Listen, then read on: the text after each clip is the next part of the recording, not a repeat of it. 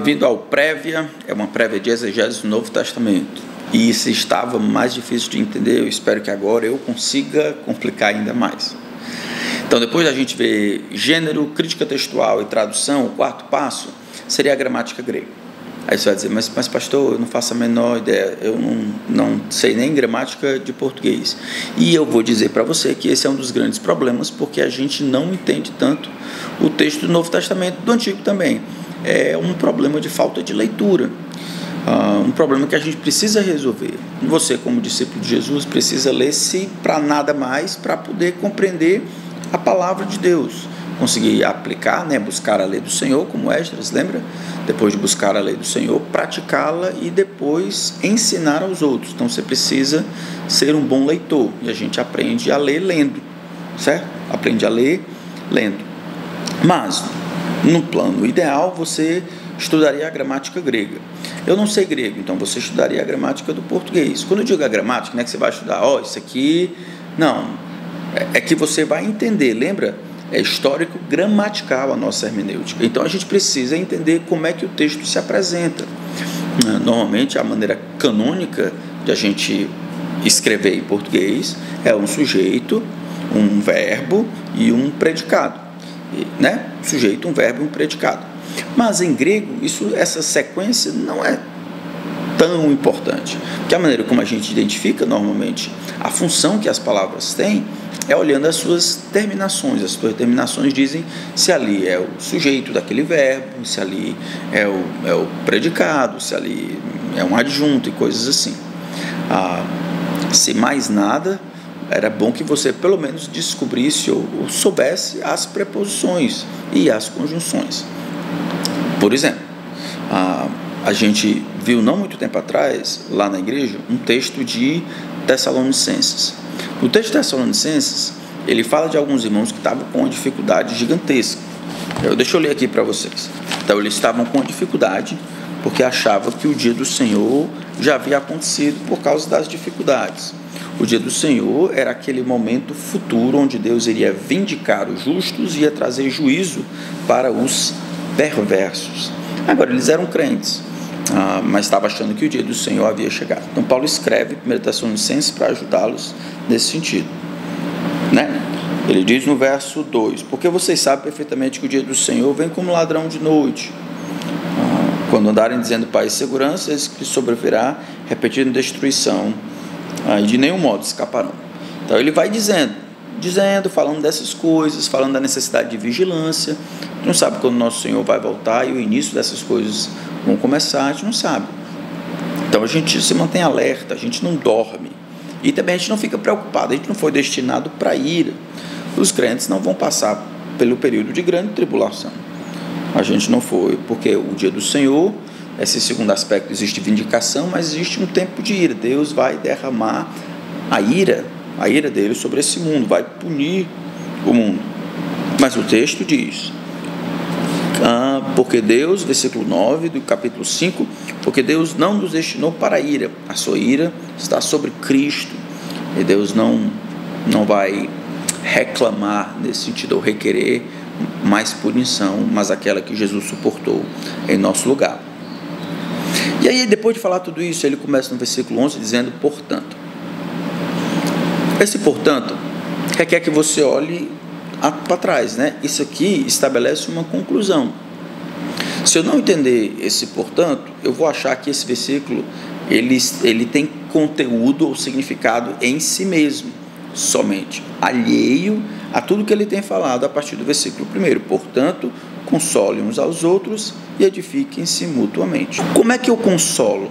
Como é que eu exorto? Como é que eu edifico? Eu pego essas verdades que eu acabei de dizer sobre nossa segurança, sobre o desejo gracioso de Deus de nos proteger, de nos guardar, sobre a verdade de que isso ainda é futuro, porque a gente ainda está aqui, a gente não foi destinado para a ira. Eu pego essas verdades e eu aplico na vida daqueles que estão passando, achando que as coisas estão se acabando. Eu digo para eles, não é assim, não é assim. Para aqueles que acham que vai vir um meteoro e se acabar tudo, eu digo, não é assim. O mundo vai ter que estar guardado, o dia do Senhor vai se aproximar e tudo será resolvido. Então, entender essas conexões, essas ligações e os relacionamentos entre palavras, entre frases, entre cláusulas, entre orações, entre discursos, entre períodos, essas relações se dá por meio da gramática, tanto grega quanto em português, tá bom? Depois disso, é o quarto passo. Depois disso, nós temos que caminhar agora correndo para o quinto passo. O quinto passo é a identificação e a diagramação do argumento. O argumento, ele vai dizer, o argumento é aquilo que ele pretende fazer. Ele diz aqui, no livro que a gente utiliza, do Nazelli, é essencial desenvolver sensibilidade literária, ou, em outras palavras, tornar-se um bom leitor. A boa leitura acompanha o fluxo. Embora sempre vale a pena meditar em palavras e frases individuais, mesmo assim o significado dessas palavras é moldado pelo seu contexto. Bons leitores vão se esforçar diligentemente para compreender a importância do fluxo do argumento, não somente o que ele diz, mas como ele diz, da maneira que ele diz. A gente chama isso de argumento, ou fluxo do argumento. E isso precisa ser identificado, precisa ser compreendido, certo? Para que isso aconteça, talvez a gente precise delimitar determinados discursos. Por exemplo, se eu não perceber que em Mateus capítulo 4 e Mateus capítulo 9 existe a mesma fraseologia ali no final, Jesus andava de cidade em cidade, pregando o evangelho do reino e tal. Se eu não perceber isso aqui, eu não vou lembrar ou perceber que o que está dentro tem uma importância central. O anúncio do reino aqui, Jesus está ensinando o reino. O que significa? Mateus 5, 6 e 7, que é o conteúdo daqueles que vivem antecipação pelo reino. E aí, capítulo 8 e 9 é o poder do reino que iria provar que o reino havia chegado. Isso é provado, percebido por meio dessa fraseologia que aparece tanto no início, antes do capítulo 5, ali no final do capítulo 4, quanto no capítulo 9, ali no final. Então, isso me ajuda a entender e detectar o fluxo do argumento. Se não fizer isso, eu vou pregar 50 vezes no uso da preposição mas. Já viram algumas vezes, Até grandes pregadores do passado faziam isso. Dr. Martin Lloyd-Jones, um homem de Deus, ele pregava em palavras. E eu entendo que algumas palavras elas vão carregar grande significado. Algumas palavras se tornaram termos técnicos, mas de maneira geral as palavras elas têm um significado contextual. E a gente não se comunica por meio de palavras, se comunica por meio de textos, Como se comunica por meio de textos, mesmo que não seja escrito, textos falados, não por palavras isoladas, são palavras que têm um significado atrelado ou desenvolvido, provado por meio de um contexto que está inserido. A palavra manga pode significar tanto o verbo mangar, não sei se vocês têm por aí, verbo mangar ou caçoar, pode significar manga, a fruta, pode significar a manga da blusa. Sozinha, ela não dá conta de se autodefinir. No contexto, ela vai definir a manga da roupa, a manga da blusa, o pé de manga, a manga estava gostosa, para de mangar, mãe, eles manga de mim. Então, o uso contextual me diz o significado, tá bom? Eu preciso fazer isso no texto. Eu preciso identificar as limitações daquele discurso e perceber o que ele está dizendo lá. O Nacelli ele oferece esses 8 passos aqui. Eu vou só ler com vocês. Primeiro passo, ele estabelece o limite de uma passagem.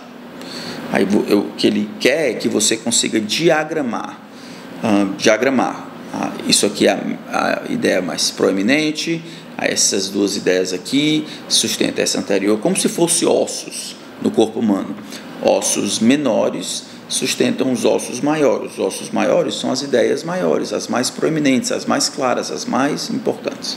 E aí os ossos menores são importantes também, mas são secundárias. Elas sustentam, normalmente aparece por meio de orações subordinadas, certo? Então, depois de estabelecer o limite da passagem, você divide a passagem em proposições e frases. Você identifica a cláusula principal, você bota as cláusulas subordinadas mais para dentro, certo? Como se Deus amou, porque Deus amou, aí eu colocaria o mundo para cá, mais para cá, para dizer que o mundo é o objeto do amor de Deus, mas ele é dependente. De tal maneira, ele está ligado ao amor, que está definindo o amor, não o mundo, certo? Então, Deus amou intensamente, um pouco mais para cá, o mundo, de tal maneira, o mundo. E aí que deu as consequências, que deu para o mundo o que era necessário para que ele seja salvo.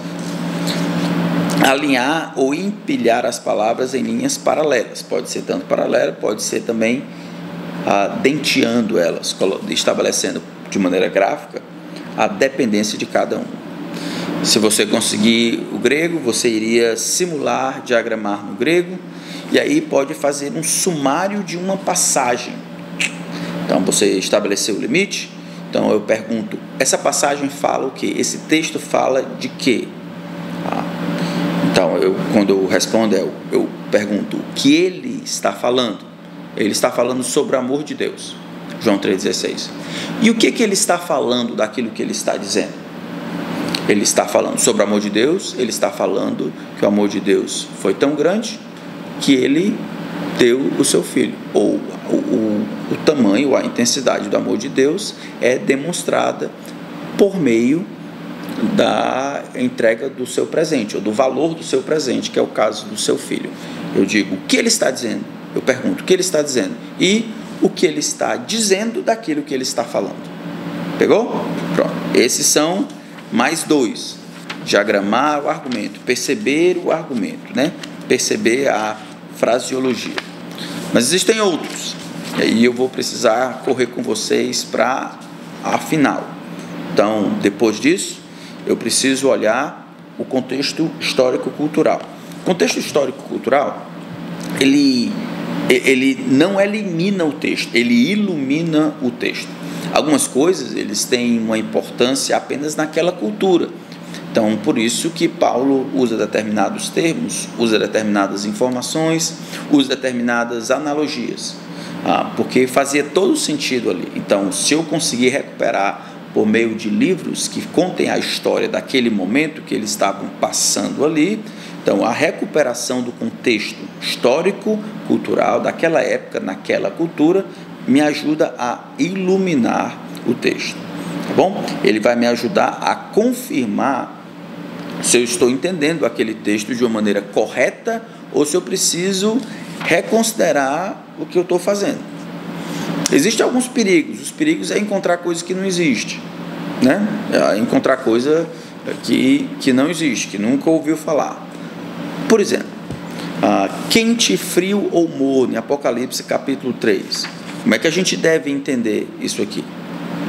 Então, ele diz assim, qualquer um na área de Laodiceia, né, que é para quem o Senhor escreve essa carta, os irmãos da igreja de Laodiceia teriam entendido isso, assim como pessoas da época entendiam o grego, a língua que João escreveu o Apocalipse. Iria entender que Jesus está dizendo à igreja de Laodiceia, eu conheço suas obras, você não é fria e útil, como as águas de Colossos, nem quente e útil, como as águas em Hierápolis, que eram cidades que estavam ali do lado. Então, porque você é morna e, portanto, não é útil, como a água nauseante de Laodiceia, eu vou vomitar você. Certo? Então, o contexto vai iluminar o significado daquela passagem. Então, são 3 passos que a gente viu rapidamente. Certo? A gente precisa aqui, por último, o contexto histórico. Antes disso, diagramar o significado, e antes ainda disso, nós precisamos entender um pouco sobre a gramática, ou grega ou português, tá bom? Então, aguenta aí, vamos para a nossa última sessão de passos.